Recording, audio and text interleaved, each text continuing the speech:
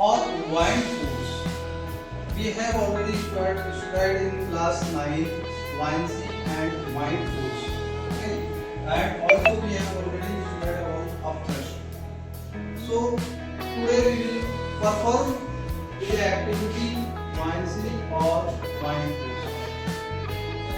आप सभी लोग जानते हैं बेटा कि कोई भी ऑब्जेक्ट को यदि हमें किसी फ्लूइड के ऊपर फ्लोट कराना है या फिर स्विम करना है तो उसके लिए क्या नेसेसरी कंडीशन होना चाहिए।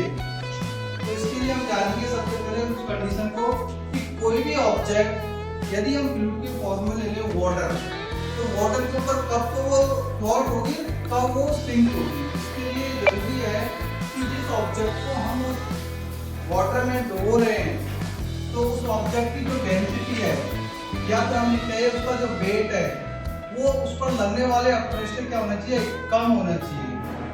यदि ऐसा है तो वो ऑब्जेक्ट उस वाटर में इजीली फ्लोट हो जाएगी। अदरवाइज यदि उस ऑब्जेक्ट का वेट उस पर लगने वाले अपरेशन के कंपेयर में क्या है बेटा ज्यादा है तो वो इजीली उसमें डूब जाएगी।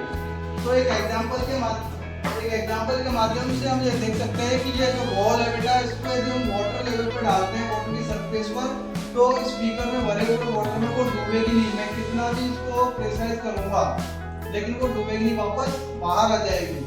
Also you can see here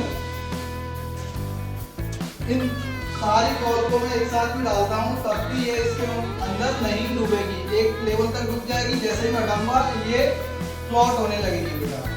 ऐसा क्यों? क्योंकि यहाँ पर इसकी जो डेंसिटी है बेटा वो वाटर के कंपेयर में क्या है कम है।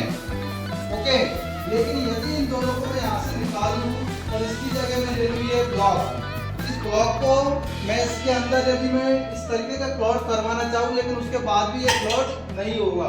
क्यों? क्योंकि इसकी डेंसिटी वाटर की डेंसिटी कंपेयर में क्या है ज्यादा है।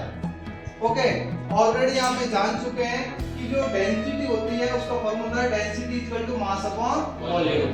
तो अब आप लोग इजीली आपसे कोई पूछता है कि कोई भी ऑब्जेक्ट कब वाटर लेवल पर फ्लोट होगी कब सिंक होगी तो बता पाओगे ना। यदि उसकी डेंसिटी कम है तो वो उस पर फ्लोट हो जाएगी।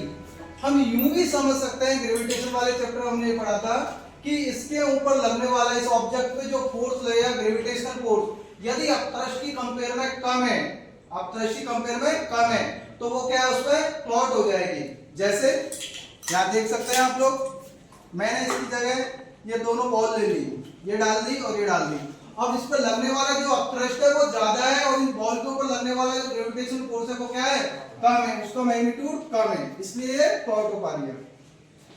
सिमिलरली यदि मैं इस ब्लॉक को डालूंगा तो इस पर लगने वाला जो ग्रेविटेशनल फोर्स है वो ज्यादा है और अपतृष्ट क्या है कम, या फिर हम कहे जो वाइंड फोर्स है वो क्या है कम है, तो ये इसमें डूब जाएगी।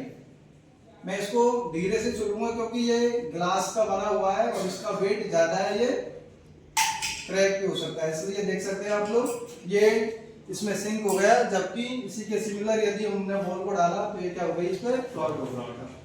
आप लोगों को आई होप सभी को ये समझ में आया होगा कंसेप्ट कि कब कोई ऑब्जेक्ट किसी लिक्विड में फ्लोट होती है और कब सिंक होती है। Okay, thank you.